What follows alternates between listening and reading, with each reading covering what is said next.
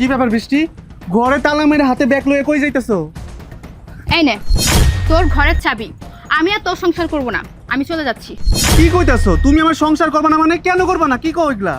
কেন করব তোর সংসার? হ্যাঁ, কি দেখে তোর সংসার করব? তোর চেহারা দেখে? তোর এই সুন্দর চেহারা ধুয়ে ধুয়ে আমি পানি খাবো? শোন, এতদিন আমি অনেক কষ্ট করেছি, আর কষ্ট করতে পারবো না। আমি তোর সংসার করব না মানে করবই না, আমি এখনই চলে যাব। হেই, তুমি এগুলা কি কইতাছো? মানতাছি যে এখন আমার চাকরি নাই, চাকরিটা চলে গেছে, কিন্তু আমি তো চাকরি খুঁজতে আছি। খুব তাড়াতাড়ি আমি একটা চাকরি পাইয়া যাবো। তাছাড়া আমার যখন চাকরি আসছিল তখন তো আমার সামর্থ্য অনুযায়ী তোমার সকালাত পূরণ করার চেষ্টা করছি। তুমি প্লিজ আমার ছেড়ে যাইও না। কি বললি? আজ পর্যন্ত আমার কোনো শখ তুই অপূর্ণ রাখিসনি? এই, তুই আমার কি শখ পূরণ করেছিস? আজ পর্যন্ত পারলি না একটা দামি শাড়ি কিনে দিতে, পারলি না ভালো কোথাও ঘুরতে নিয়ে যেতে, আর পারলি না আমার কোনো ইচ্ছা পূর্ণ করতে। আবার বলিস আমার শখ পূরণ করে ফেলেছিস। এই শোন, তোর সাথে না এত কথা বলে আমার ভুল হচ্ছে। আমি তোর সাথে সংসার করব না, আমি আমার বাবার বাড়ি চলে যাচ্ছি, আর তুই আমাকে কখনো আনতেও যাবি না। বৃষ্টি, তুমি এভাবে বলো না। আমি তোমাকে অনেক ভালোবাসি। আমরা দুজনকে ভালোবেসে বিয়ে করেছি। তাছাড়া তুমি যদি এখন তোমার বাবা বাড়িতে চলে যাও, তুমি তোমার বাবা মাকে কি জবাব দেবে? আর তারাই বা কি বলবে?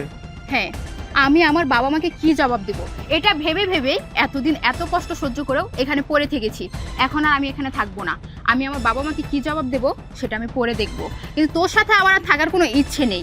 আর কি বললি? ভালোবেসে বিয়ে করেছি? হ্যাঁ, আমি তোকে ভালোবেসে বিয়ে করেছি। আর আমি ভেবেছিলাম আর 5টা মেয়ের মতো আমিও জীবনযাপন করব, কিন্তু তার হলো না। যখন তোর চাকরি ছিল তখন তো কোনোরকম দিন যাচ্ছিলই, আর এখন তো চাকরিও নেই। এখন কি করব আমি? হ্যাঁ, তো চেহারা দেখে দেখে এখানে পড়ে থাকবো?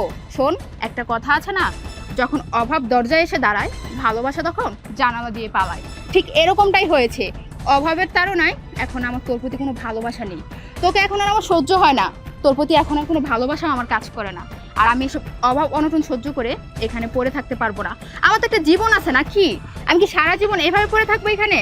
আমি চাইলে এখনো ভালো ছেলে দেখে বিয়ে করতে পারবো।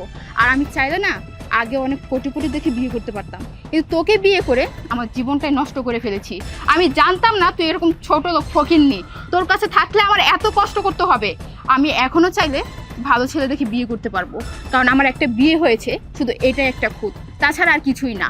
আমি এখনো দেখতে শুনতে কোনো দিক থেকে কম না, তাই তোর কাছে থেকে আমি আমার জীবন নষ্ট করতে পারবো না।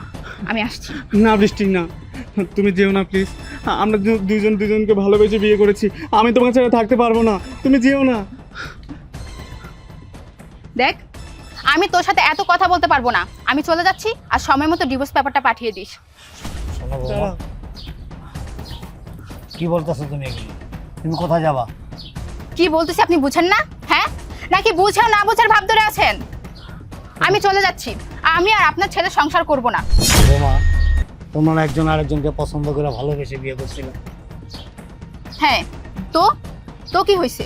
এখন কি আমি আপনার ছেলের পা ধরে বসে থাকবো এখানে? যাওয়ার কারণটা কি বৌমা জানতে পারি? আপনি কি বুঝেন না কেন থাকবো না? কারণ আপনার ছেলে বেকার, আর একটা বেকার ছেলের সংসার আমি কখনোই করতে পারবো না। বৌমা, আমার ছেলে তো বেকার ছিল না, আর ওর চাকরি গেছে মাত্র 2-3 মাস হয়েছে। চাকরি একটা হয়ে যাবে ইনশাল্লাহ, আলাপ আলোচনা চলতেছে। আর যখন চাকরি করছে, তোমার শখ আল্লাহ তো যতটুকু পারছে ওর সামর্থ্য অনুযায়ী তো পূরণ করছে নাকি না? আর স্বামী স্ত্রী উভয়ের মধ্যে তো একজন আরেকজনের বুঝতে হবে, তাই না? এটাই তো স্বামী স্ত্রী নাকি? এই রাখেন তো আপনার মিষ্টি কথা। আপনার এই মিষ্টি কথায় না একদম চিরা ভিজবে না। আপনাদের এসব কথা শোনার জন্য আমি এখানে দাঁড়িয়ে আছি না। আমার সময়ের অনেক মূল্য আছে। এতদিন আমি আমার সময় নষ্ট করেছি, এখন আর পারবো না। আমি গেলাম। বৌমা, বৃষ্টি, ছাড়। দাঁড়াও, যেও না প্লিজ। আমি তোমাকে ছেড়ে থাকতে পারবো না বৃষ্টি। তুমি আমাকে ছেড়ে যেও না।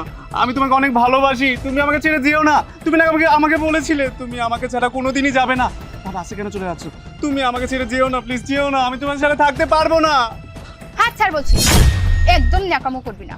শোন, তোর এসব ন্যাকামো দেখার জন্য না আমি মোটেও প্রস্তুত না। এসব ন্যাকামো এতদিন বহুত দেখেছি, আর না। খবরদার, আমি যাওয়ার পর একদম আমার বাসায় যাবি না আমাকে আনতে, আর কোনো কলও করবি না। সময় মতো ডিভোর্স পেপার পাঠিয়ে দিবি, আমি সাইন করে ফেলবো। বৌমা, বৌমা,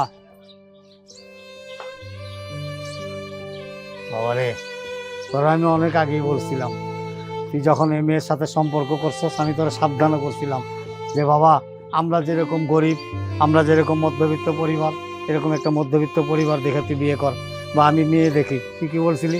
না বাবা, ও আমাকে অনেক ভালোবাসে, ও আমাদের গরিবই দেখছে, ও ও সব কিছু জানি না শুনে আমার কাছে আসতেছে।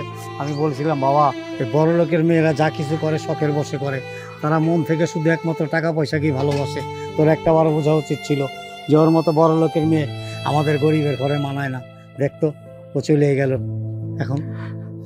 ঠিকই বলেছো বাবা, আমি তোমার কথা শুনিনি। ও আমাকে বলে গেল ও নাকি আমাকে ভালোবেসে ভুল করেছিল। এখন আমার মনে হচ্ছে ওকে ভালোবেসে আমিও ভুল করেছিলাম। আমার এই বিপদের দিনে ও আমাকে রেখে চলে গেল।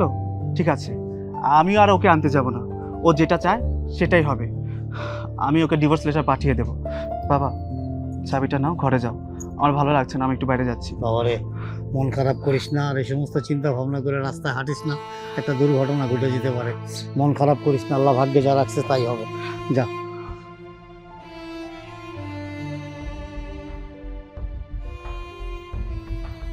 মা, বাবা, ভাবি, কই তোমরা?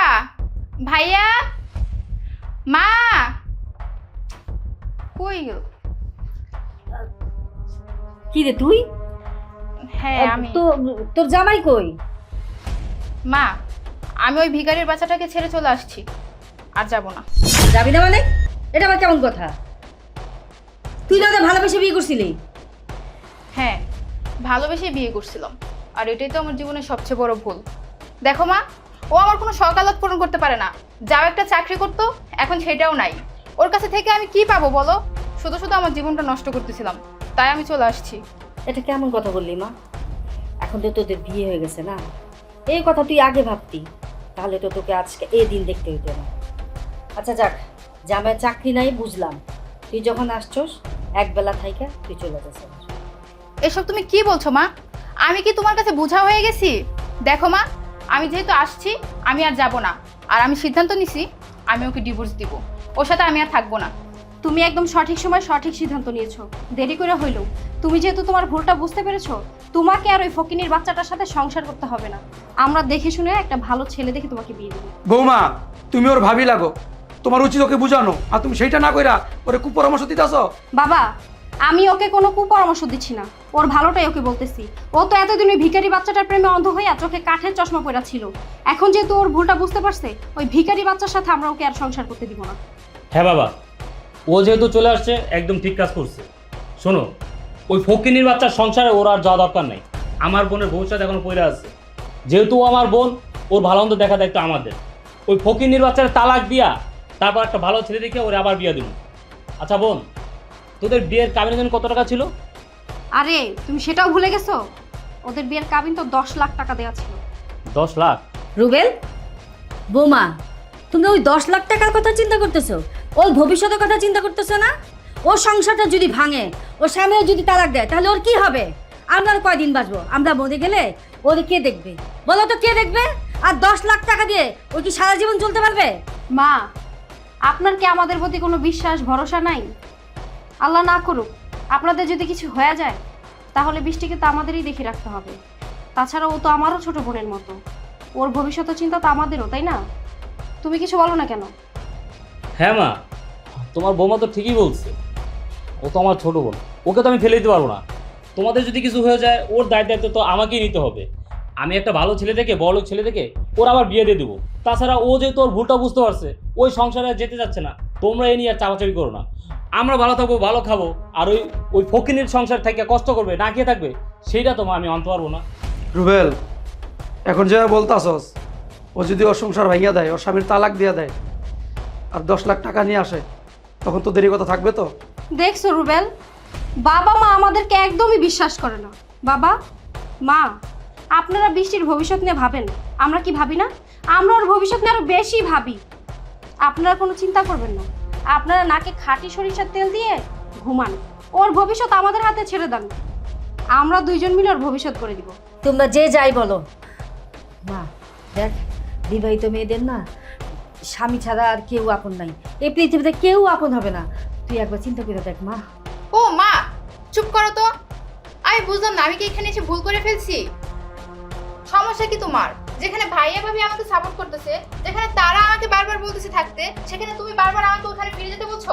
শোনো মা, আমি ভিখারির বাচ্চার কাছে কখনোই ফিরে যাব না। আমি আসছি তো আসছি। বৃষ্টি, বাবা মার বয়স হয়েছে, ওনারা এত কিছু বোঝে না। তুমি ওনাদের কথা কিছু মনে করো না। তুমি যেহেতু চলে আসছো, ওই ভিখারি বাচ্চার সংসারে তোমাকে আর ফিরতে হবে না। তুমি ভিতরে যাও, এখন থেকে শুধু খাবা আর রেস্ট করবা। বাকিটা তোমার ভাই আর আমি বুঝে নিব। যাও ভিতরে যাও।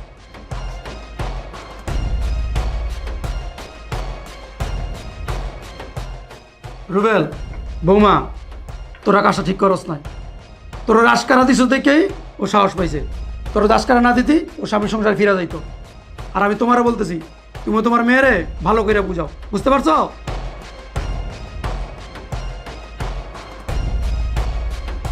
বসো। শোনো, আমি কি বলি তা শোনো। তোমার বোনের ডিভোর্স হয়ে গেলে 10 লাখ টাকা পেলে আমাকে কিন্তু একটা নেকলেস বানিয়ে দিবা। বিয়ের পরেই তোমাকে বলছিলাম, তোমার তো আর মুরুদ হয় নাই, তোমার বোনের কাবিনের টাকা দিয়ে বানাই দিও। আরে তারাও 10 লাখ টাকা আগে হাতে আসতে দাও, তারপর তোমার যা যা লাগবে সব কিছু দেবো। আর আমি ওদের দেখলাম আমার বোন আসার সাথে সাথে এত দরদ, এত ভালোবাসা দিয়ে কথা বললাম। তুমি কি পাগল? তোমার বোন ওই ভিখারি বাচ্চাটার সাথে ঝগড়া করে চলে আসছে। ও সিদ্ধান্ত নিচ্ছে ওই ভিখারি বাচ্চাটাকে ডিভোর্স দিবে। ডিভোর্স দিলে তো 10 লাখ টাকা। আর এখন যদি আমি তোমার বোনকে ভালোবাসা না দেখাই, পাম্পুট্টি না মারি, তোমার বোন এই সংসার আবার ফিরে যাবে না, তালাক হবে। আর ওর তালাক না হইলে আমরা কি 10 লাখ টাকা পাবো? না, তার একটা কাজ করো, আর একটু ভালোবাসা ঢাইলা দাও, যেন যত দ্রুত সম্ভব আমার বোন ওই ফকিনীর বাচ্চার তালাক দিয়ে 10 লাখ টাকা নিয়ে আয়।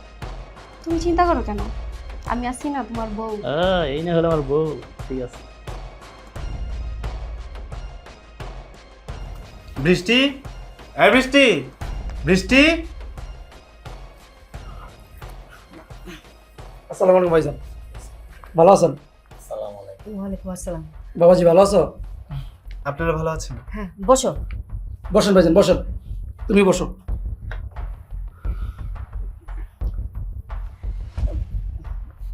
আসতে কোনো সমস্যা হয়নি তো? এত খাতির যত্ন করার কি আছে? ডিভোর্স পেপার আর কাবিনের 10 লক্ষ টাকা নিয়ে আসছেন? হ্যাঁ, তোমার ডিভোর্স পেপার আর কাবিনের 10 লক্ষ টাকা নিয়ে আসছি আমি এখানে। বিআইন, বিআই, এই ব্যাপারটা আরেকবার চিন্তা ভাবনা করলে হইতো না?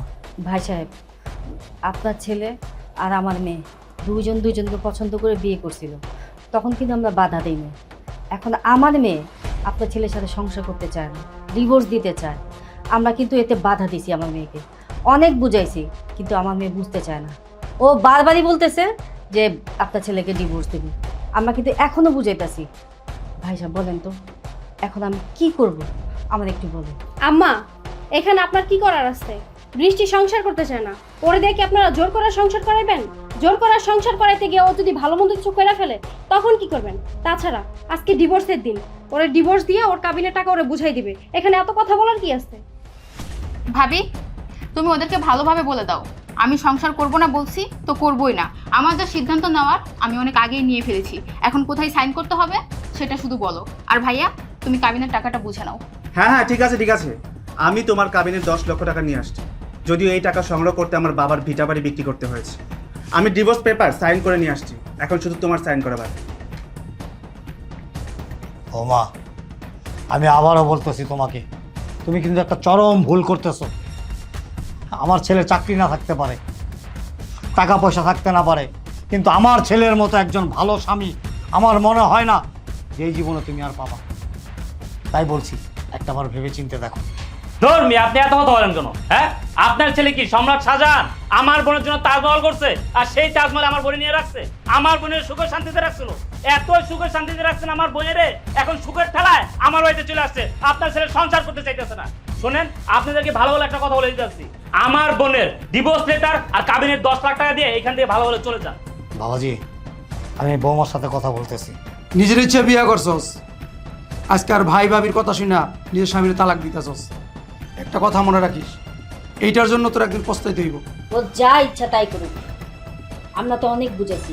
ও যখন বুঝে না, ওর জীবন ওই নষ্ট করতেছে। চলো এখান থেকে চলো, আর ভালো লাগতেছে না, চলো। এই ডিভোর্স পেপারটা আর কাবিনের টাকাগুলো দাও। দাও। আমার হাতে দাও।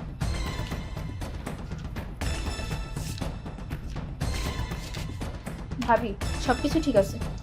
দেখো তো টাকাগুলো পুরোপুরি আসছে কিনা 10 লাখ।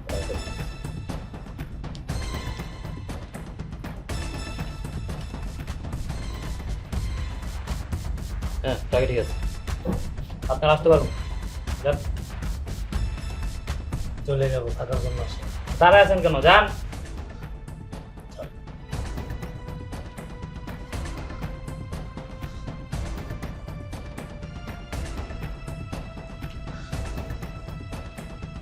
এই ফকিনির বাচ্চাটাকে ছাইড়া দিয়া তুমি একদম ঠিক কাজ করছো। তুমি কোনো চিন্তা করো না, তোমার ভাই আর আমি মিলা একটা ভালো ছেলে দেখে তোমাকে দিয়ে দেবো। তুমি এখন ভিতরে যাও। আচ্ছা ভাবি। যাও, যা।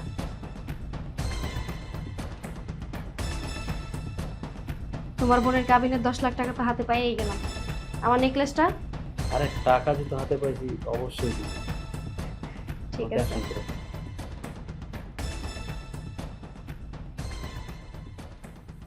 এই যে নাও পানি। ভাইয়া, আমি এই বাসায় আসার পর থেকেই বাসার সমস্ত কাজ আমি করতেছি। ভাবি একটা কাজও করে না, সব কাজ আমাকে দিয়েই করায়।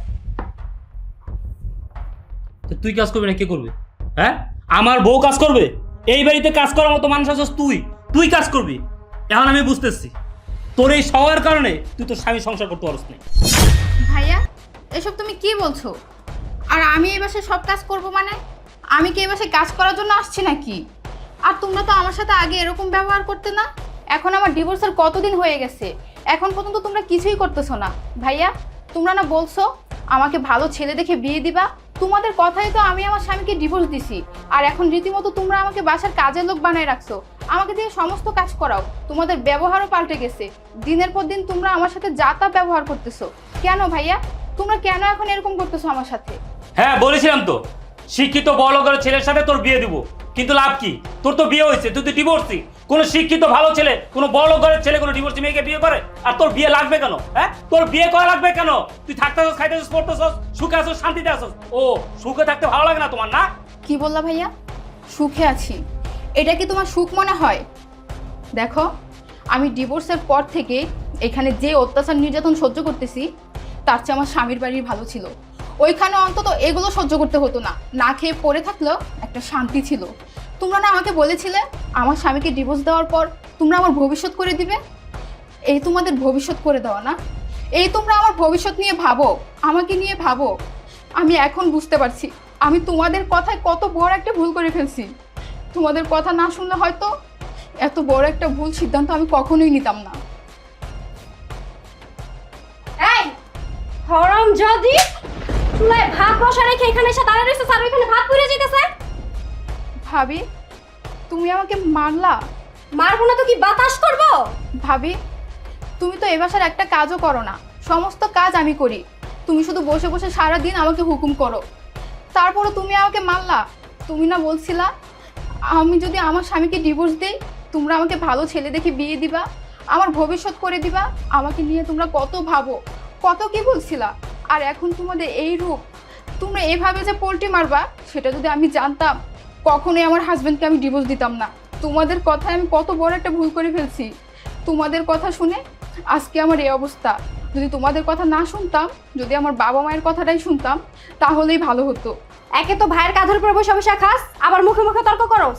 তোকে দা বাড়ির কাজ করাবো না তো কি বসায় বসায় খাওয়াবো নাকি তোকে? আর তোরে যে বিয়ে দিব, তোর মতো একটা ডিভোর্সি মেয়েকে কে বিয়ে করবে? দেশে কি অবিবাহিত মেয়ের অভাব পড়ছে নাকি? আর স্বামী ছাড়া যেহেতু তুই থাকতেই পারবি না, তাহলে স্বামীকে ডিভোর্স দিলি কেন? স্বামী নিয়েই থাকতি। হ্যাঁ, সেটাই তো আমার জীবনের সবচেয়ে বড় ভুল।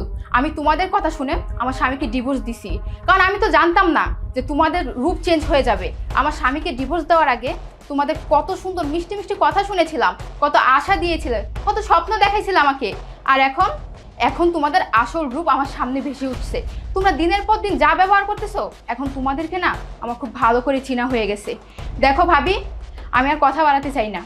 তোমাদের যেহেতু আমাকে আর সহ্যই হচ্ছে না, আমি আর তোমাদের সামনে থাকবো না। আমার স্বামী যে 10 লক্ষ টাকা দিয়েছে কাবিনের, সেই টাকা আমাকে বুঝিয়ে দাও। আমার টাকা নিয়ে আমি আমার ব্যবস্থা করে ফেলবো। কি বললি? 10 লাখ টাকা তোকে দিব? এত কষ্ট করে তোর ডিভোর্স করাইছি কি টাকা তোকে দেওয়ার জন্য? এই শোন, 10 লাখ কেন, তোর 10 টাকাও দিব না। যদি এই বাড়িতে থাকতে মন চায় থাক, নয়তো এই বাড়ি থেকে বের হয়ে যা। মানে কি বলছো ভাইয়া? এই টাকা তো আমার কাবিনের টাকা তোমরা আমাকে দিবা না? কেন আমার টাকা আমাকে কেন দিবা না? বললাম না তোর 10 টাকাও দেবো না। যদি এই বাড়ি থাকতে মন চায় থাক, নয়তো কিন্তু গা টাকা দিয়ে বের করে দেবো। এই এত কথা না বলে গিয়ে রান্না বান্না কর, তোর জন্য ওটাই ভালো। চলো। ভাবি, ভাইয়া শোনো ভাইয়া।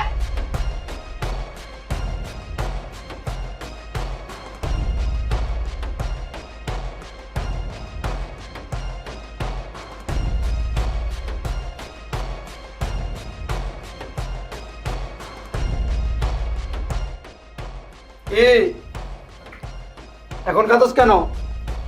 আমি বলছিলাম না একদিন পস্তাবি।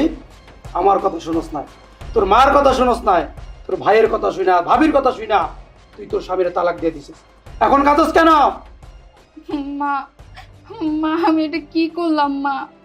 বাবা আমি ভুল করে ফেলছি বাবা, আমি এখন কি করব? আমি তো এখান থেকে আমার স্বামীর বাড়িতেই ভালো ছিলাম মা। ওইখানে না খেয়ে থাকলেও কোনো কষ্ট ছিল না। ওইখানে কেউ আমার সাথে এরকম ব্যবহার করেনি, কেউ আমাকে দিয়ে এত কষ্ট করায়নি। মা আমার এখন কি হবে? শোন, তোর তো আগেই বুঝাইছিলাম, কিন্তু আমাদের কথা শুনলি না। এখন তোর যে আমরা বিয়ে দেব, একটা ডিভোর্সি মেয়েকে কে বিয়ে করবে যৌতুক ছাড়া বল? আমাদের কাছে কি টাকা পয়সা আছে সেরকম? মা তাহলে আমি কি করব বলো? সারা জীবন কি আমি আমার ভাই ভাবির পায়ের তলে পড়ে থাকবো, তাদের অত্যাচার নির্যাতন সহ্য করব?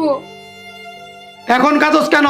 এই কাঁদার জন্য তুই দায়ী। আর তুই কি ভাবছিলি তোর ভাই তোর ভাবি তোকে ভালোবাসে, তোর ভবিষ্যৎ করে দিব? আর তোর ভাই তোর ভাবি তোকে ভালোবাসে না, তোকে ভালোবাসে না। ওরা ভালোবাসে তোর কাবিনের 10 লাখ টাকাকে, বুঝতে পারছস?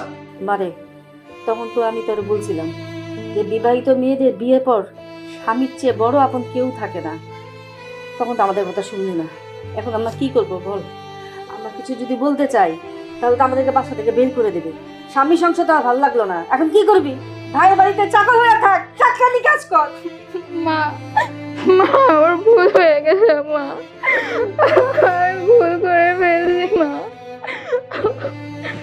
আগো এই ভুলের মাসুল এখন সারা জীবন দেওয়া লাগবে মা।